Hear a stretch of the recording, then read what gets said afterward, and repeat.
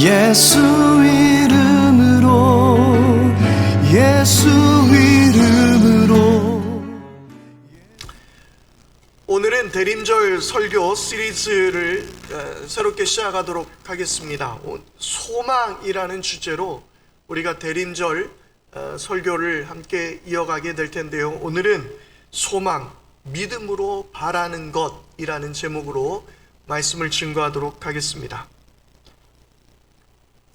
코로나 백신이 지금도 연구되어지고 있고, 그리고 개발 중에 있으며 또 빠른 것은 곧 승인될 것으로 보이고 있습니다. 화이자, 모더나, 그리고 바이오엔텍 등이 백신 개발에 참여하고 있는 제약회사이며, 아마도 영국 보건당국은 화이자 백신의 긴급 사용을 다음 주 회의를 열어 승인할 것으로 보여지고 있는데요. 그렇게 된다면 아마 영국은 세계 최초로 코로나 백신을 승인한 국가가 될 것으로 보입니다. 뿐만 아니라 곧 코로나 치료제도 나올 것으로 보입니다. 특히 국내 제약회사인 셀트리온이라는 기업에서 현재 임상 2상을 완료했고요. 조건부 허가를 받아서 사용할 것 같습니다. 이미 10만 명이 치료받을 수 있도록 초기 물량 생산도 완료한 상태라고 하는데요. 특별히 국산 이 제약회사는 우리나라 안에서 잘 사용될 수 있도록 그렇게 준비하고 있는 그 기업 회장의 이야기를 들었습니다. 그렇게 비싼 가격에 판매하지 않고 우리나라에서는 많은 사람들이 이 치료제의 도움을 받을 수 있도록 그렇게 준비하고 있다는 이야기도 들었습니다. 참 좋은 일인 것 같습니다. 불행 중 다행히도 조금씩 의학 분야에서 성과를 내고 있는 것 같아 보입니다. 과학은 그동안 발전을 거듭하면서 인류의 여러 위기 가운데 인류를 구출해냈습니다. 인류가 마냥 불안으로 떨고 있지 않도록 가끔씩 그 희망을 과학은 보여주고 있습니다. 전 세계 사람들이 모두 손꼽아 기다리고 있는 백신과 치료제, 바로 그런 것들이 만들어지고 있는 것이죠. 암울한 환경을 이겨낼 수 있는 것은 기다리면 언젠가는 얻을 수 있게 될 거라는 희망과 믿음입니다. 일제강점기 당시에 이 나라의 독립을 꿈꾸며 소망하던 독립투사들도 언젠가는 독립을 이루어낼 것이라는 그 믿음이 그들로 하여금 폭탄을 들고 일제에 항거할 수 있도록 했던 것이죠. 그리고 지난 우리나라 안에서 민주화를 향한 믿음은 독재와 맞서게 했고, 체류탄 가스 속에서도 호언철폐를 외치게 했고, 촛불을 들고 거리로 나와 연대하고 투쟁하게 했습니다. 그것은 허망한 부르짖음이 아니라 이 나라의 민주화가 꽃을 피우게 될 것이라는 믿음과 바로 그 소망이 있어서 그들로 하여금 움직이게 했던 것입니다.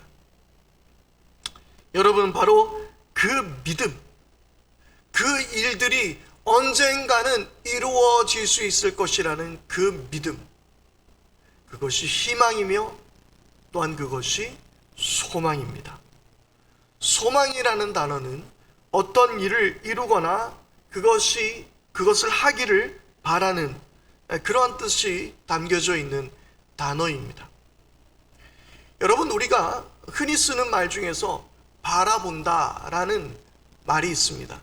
이 바라본다라는 말을 어떤 이는 바라는 것을 본다라는 그 합성어가 바라본다라고 말했습니다. 그러니까 우리 마음속에 꿈꾸고 기대하고 소원하는 일을 바라는 것, 그리고 그것을 보는 것, 바로 그 일들을 바라보는 것, 그것이 소망이며, 소망을 바라는 그것이 바로 믿음이라고 말할 수 있습니다. 오늘 우리가 읽은 히브리서 말씀을 세 번역으로 다시 한번 1절, 2절 말씀을 읽어드리겠습니다. 믿음은 바라는 것들의 확신이요 보이지 않는 것들의 증거입니다. 선조들은 이 믿음으로 살았기 때문에 훌륭한 사람으로 증언되었습니다. 믿음은 바라는 것들을 확신하는 것입니다. 그러니까 소망을 놓치거나 포기하지 않는 것, 그것이 바로 믿음입니다. 보이지 않는 것을 붙드는 것, 바로 그것이 믿음이라는 거예요. 믿음은 그래서 바랄 수 없는 때에 더욱더 빛이 나게 되어 있습니다.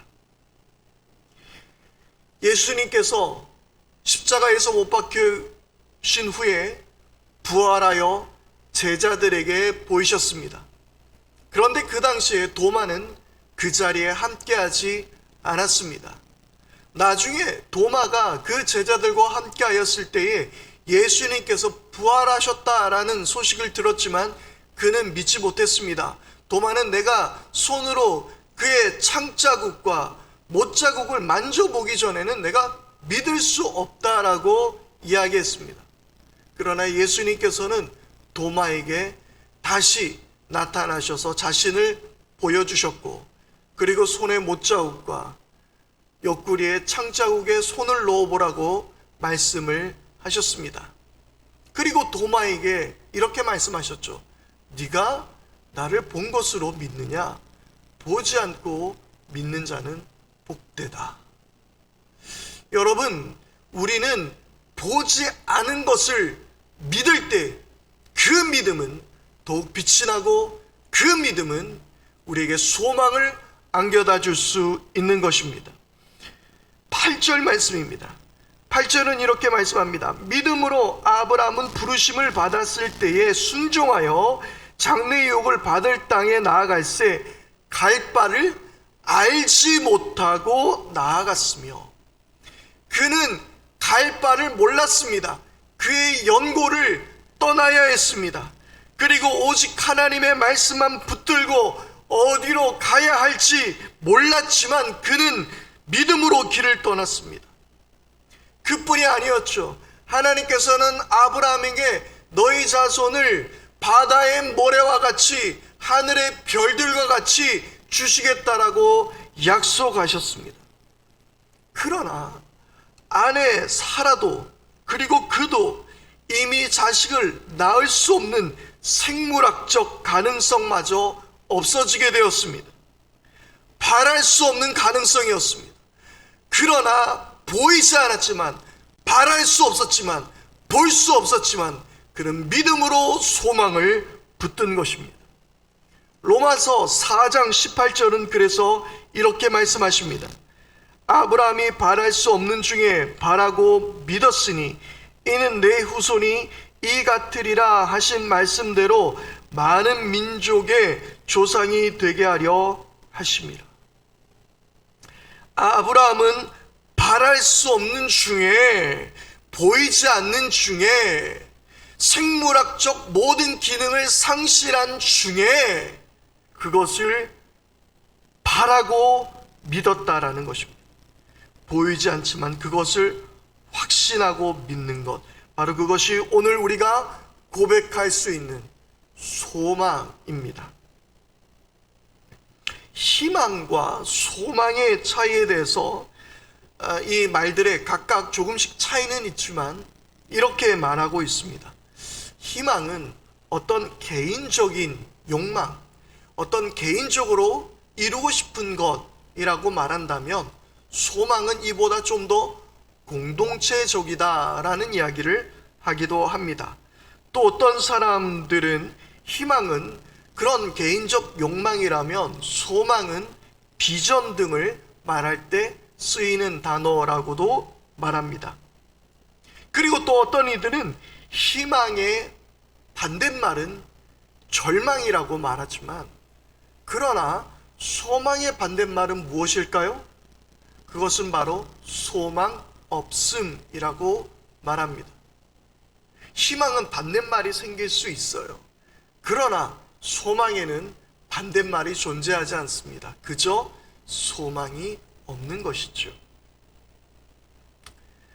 그래서 믿음이 있는 희망, 보이지 않지만 그러나 믿음을 붙들고 가지는 희망을 소망이라고 말한다고 합니다. 그래서 우리는 천국 희망이라고 말하지 않죠. 천국 소망이라고 우리는 말을 합니다. 희망은 막연한 바람이라고 말한다면 소망은 조금 더 의지적으로 믿고 바라는 것을 말하는 것입니다. 예를 들자면 부자가 되고 싶은 것은 그저 희망일 것입니다. 결혼 정년기에 있는 청년이 좋은 아내를 맞이하고 싶은, 예쁘고 때로는 능력이 있고 마음이 좋고 여러 가지 그런 희망을 꿈꾸는 것이죠. 그래서 예전에, 지금 어린 세대는 잘 모르겠지만 저희 세대 때 크게 유행했던 노래가 있었습니다. 그것은 가수 변진섭이 부른 희망사항이라는 노래였어요. 그래요. 그런 것을 그런 것을 바라는 것, 그것은 희망이라고 표현할 수 있습니다. 학생들에게 있어서는 좋은 게임기를 사고, 새로 나온 게임기를 구매하고, 그리고 최신 스마트폰을 가지고 좋은 옷을 입고 싶고, 여러분, 그런 것은 희망사항이지 그것을 우리의 소망이라고 부르지는 않습니다. 그러나 소망은 앞이 보이지 않는 캄캄함 속에서도 바라는 것이 소망입니다. 우리는 천국을 실제로 본 사람은 없습니다. 가끔씩 간증하시는 분들 가운데서 천국을 보고 오셨다라고 말씀하시는 분들이 계신데요, 그 천국은 어떤 상징으로 우리가 이해할 수 있는 하나님께서 주신 어떤 환상이지 정말 그 천국의 모습이라고 단언할 수는 없습니다. 바울도 그 천국에 대해서 자세히 말하지는 않습니다. 천국을 어느 누구나 제대로 본 사람은 없지만 그럼에도 불구하고 우리는 천국을 소망하는 것이죠. 하나님 나라가 이미 임하였지만 그러나 사회의 여러 가지 부조리와 그리고 사회의 여러 가지 악함은 우리로 하여금 하나님 나라를 바라보지 못하게 만듭니다. 그러나 이 죄악 가득한 세상 속에서 하나님 나라를 세우기 위해서 수고하고 노력하며 살아내려 하는 것, 바로 그것이 소망인 것입니다. 하나님 나라가 이 땅 가운데 세워지기를 바라는 소망, 바로 그것이 소망입니다. 아브라함은 태의 문이 닫힌 상황에서도 하나님의 약속을 믿었지요. 그래서 저는 이것을 소망이라고 말씀드렸습니다. 그러나 희망이라는 것은 젊은 부부가 이쁜 딸을 가지기를 원하는 것, 그것은 희망이지요. 그러나 아이를 가지기 어렵다라는 소식을 들었을 때 그 희망은 어떻게 되죠? 절망으로 바뀌게 되는 것입니다. 바로 이것이 소망하는 것과 희망하는 것의 차이입니다. 그래서 오늘 우리가 붙들어야 하는 것은 그런 희망이 아니라 보이지 않는 캄캄함 속에서도 하나님의 약속을 믿는 소망입니다. 혹시 기억하실 분들이 계실지 모르겠지만 지난주에 다음 주일 설교의 그 제목을 미리 실었습니다. 그때 대림절 설교 시리즈 희망이라고 저는 제목을 정했습니다. 그런데 말씀을 준비하면서 여러 가지 고민을 하면서 이 희망이라는 단어보다 소망이라는 단어가 우리 가운데 더 맞는 것 같다라는 생각이 들어서 저는 다시 희망이라는 제목보다 소망이라는 제목으로 이 시리즈를 시작하게 되었습니다. 그러나 여러분, 희망이라는 것은 부정적인 단어는 아닙니다. 희망이 나쁜 것은 아닙니다. 우리가 살아가면서 이 희망이 없다면 얼마나 우리의 삶이 불행하겠습니까? 그러나 희망을 믿음 안에서 우리는 붙들어야 하는 것입니다. 주님 안에서 개인적 욕망이 아니라 겸손함과 사랑의 마음으로 인내하면서 믿음으로 붙들 때에 그것은 우리에게 희망이 아닌 소망으로 바뀌게 되는 줄 믿습니다. 오늘 여러분들의 모든 삶 가운데 하나님을 향한 소망이 회복되어지기를 바라며, 이 사순절 기간 동안에 계속해서 소망에 대한 시리즈 설교를 이어나가게 될 때에 여러분들의 삶 가운데 소망의 마음이 다시 한번 불붙듯 일어날 수 있게 되기를 바랍니다. 이스라엘 백성에게 그들 가운데는 어떠한 가능성도 없었습니다. 북이스라엘도 그리고 남유다도 완전히 멸망을 당했습니다. 지난주에 함께 말씀을 나누었던 대로 북이스라엘은 아시리아 제국에 멸망을 당해야 했고, 남유다는 바벨론에게 멸망을 당했고, 예루살렘은 함락되어지고 예루살렘 성전은 완전히 파괴가 되었습니다. 그런데 바벨론에 끌려갔던 포로들이 다시 돌아오게 되는 일이 생겼습니다. 그것은 바로 페르시아가 바벨론을 점령했을 때였습니다. 페르시아의 정책과 바벨론의 정책이 달랐었기 때문에 이스라엘 백성들을 다시 그들의 본국으로 귀환을 시켰던 것입니다. 그러나 여전히 아직도 그 나라는 독립되어지지 않고 페르시아의 속국 식민지가 되어야 했습니다. 그 이후에 그 유명한 알렉산더에 의해서 헬라의 지배를 다시 받게 되었습니다. 이스라엘 백성은 오랜 세월 나라를 잃은 채 식민지로 살아야만 했던 것이었습니다. 주전 169년, BC 169년 안티오쿠스 에피파네스는 바닥난 국고를 채우려 했는데, 이때 유대 땅에 이로 인하여 끔찍한 박해와 수모를 겪어야 했던 일이 생겼습니다. 안티오쿠스 에피파네스는 바닥난 국고를 위해서 예루살렘 성전을 강탈했습니다. 또 뿐만 아니라 헬라 문화를 더욱더 강화시키기 위해서 할례를 금지시켰고, 유대인들의 율법을 어기게 하는 돼지를 제물로 바치고 그들로 하여금 먹게 했습니다. 제사를 폐하고 결국 제우스 신상을 그 제단에 세우기까지 했습니다. 수많은 유대인들은 이때 순교를 당해야 했었던 것이죠. 끔찍한 고통을 겪어야 했습니다. 이로 인해서 유대인들은 엄청난 저항이 일게 되었고, 이때 이스라엘의 하스몬 왕가는 전쟁을 일으켜서 결국 이스라엘 백성에게 독립을 쟁취하게 했습니다. 그러나 주전 142년부터 63년간 동안, 그러니까 80여 년간 그들은 독립을 이루어냈지만 결국 로마의 통치를 받아야 했습니다. 바로 이때 등장한 사람이 헤롯입니다. 그는 로마에게 충성 맹세하고 유대 땅을 다스리게 되었습니다. 이스라엘 백성들에게는 정치적으로도 영적으로도 도무지 이 오랜 고통의 시간을 해결할 수 있는 방법이 없었습니다. 하지만 이러한 암울한 환경 속에서, 앞이 보이지 않는 캄캄한 환경 속에서 그들은 부르짖는 고백이 있었습니다. 그것은 바로 하나님께서 태초에 인간에게 약속한, 아담에게 약속한 바로 그 약속이었습니다.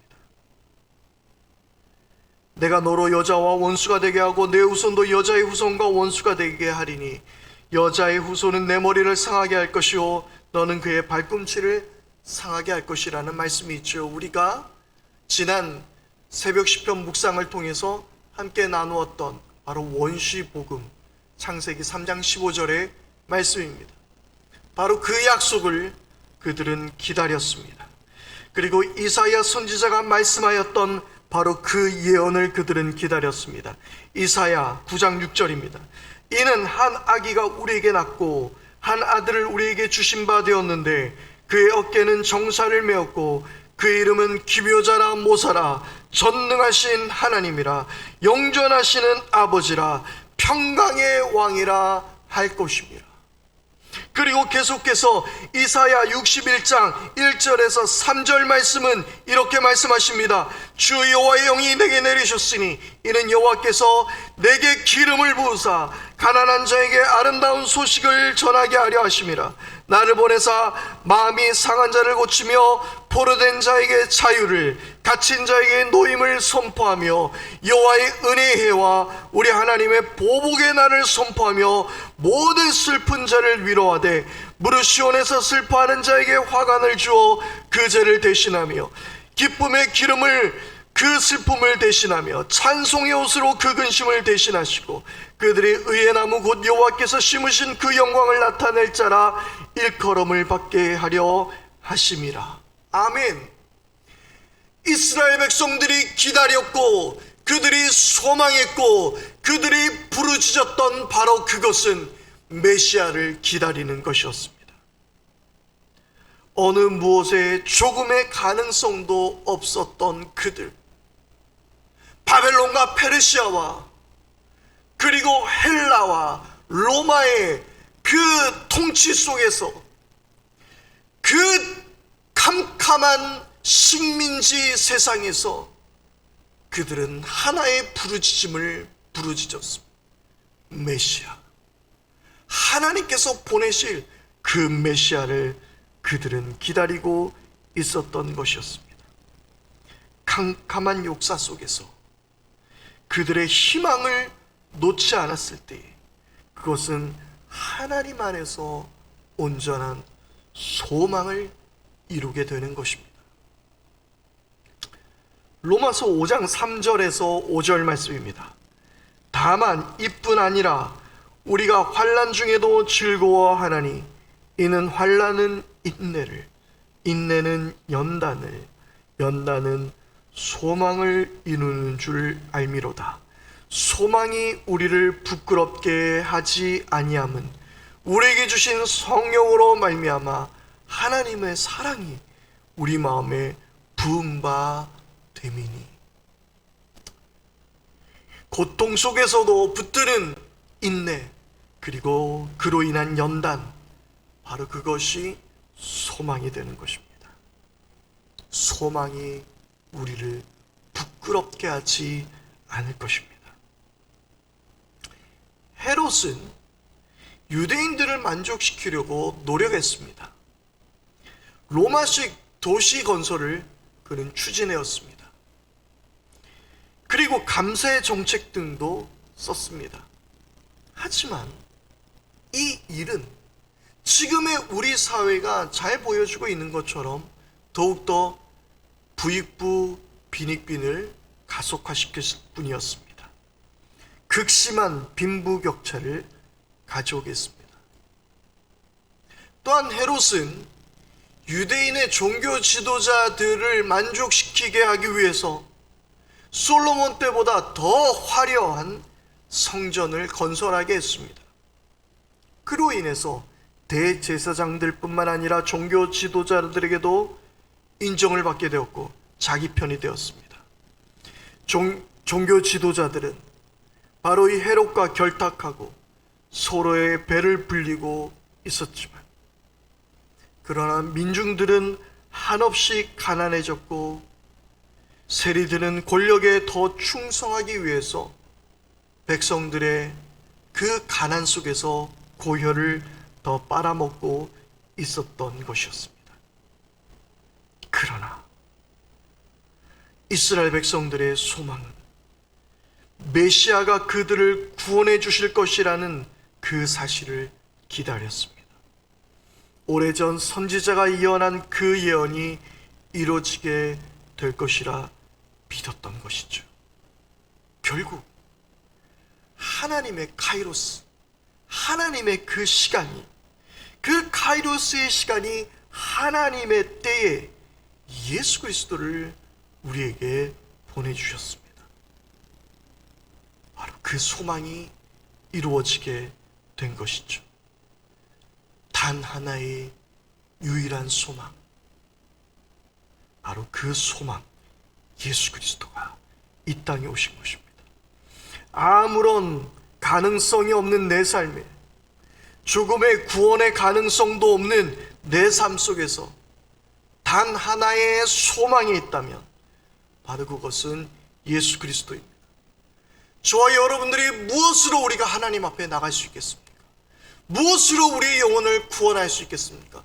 모든 가능성이 사라진 바로 우리 가운데 캄캄한 절망뿐인 죽음에 빠져야 했던, 영원한 형벌에 놓여야 했던 저희들에게 예수 그리스도가 유일한 소망이 되셔서 하나님의 때에 우리 가운데 오시게 된 것이었습니다. 그래서 예수님은 세상의 빛으로 우리 가운데 오셨던 것이죠. 요한복음 1장의 모든 말씀들은 바로 세상의 빛으로 오신 예수 그리스도를 우리에게 보여주고 있습니다. 또한 요한복음 8장 12절 말씀에서 예수님은 자신을 향해서 이렇게 말씀하십니다. 예수께서 또 말씀하여 이르시되 나는 세상의 빛이니 나를 따르는 자는 어둠에 다니지 않고 생명의 빛을 얻으리라. 아멘. 캄캄한 절망 가운데 예수님은 우리에게 빛으로 오셨던 것입니다. 캄캄한 바다 위에서 한 줄기의 등대의 빛은 생명입니다. 그 빛은 소망입니다. 아무리 어둠이 가득하더라도, 도무지 앞이 캄캄해서 한치 앞을 보지 못하더라도 그 가운데 빛이 있다면 그곳은 빛이 존재하는 곳이지 어둠이라 말하지 않습니다. 여기에 빛이 있노라라고 말하는 것이지 그것이 캄캄한 어둠이라고 말하지 않습니다. 빛은 소망입니다. 빛은 모든 어둠을 제압합니다. 어둠은 결코 빛을 이길 수 없다는 것을 우리나라 모든 국민은 잘 알고 있지 않습니까? 예수님은 우리의 빛이 되어 주시는 줄 믿습니다. 여러분, 우리는 지금 코로나19 바이러스라는 그러한 재앙 앞에서 속수무책으로 당하고 있습니다. 또 이것이 확산되어져 가면서 모든 가게를 위협하고 있습니다. 또 경제적인 큰 위기가 우리에게 닥쳐올지도 모르겠습니다. 그러나 우리가 이때에 이 대림절 기간 동안 붙들어야 하는 것이 무엇이겠습니까? 그것은 바로 우리의 소망이 되신 예수 그리스도입니다. 소망은 늘 캄캄할 때에 믿음으로 빛을 발하였습니다.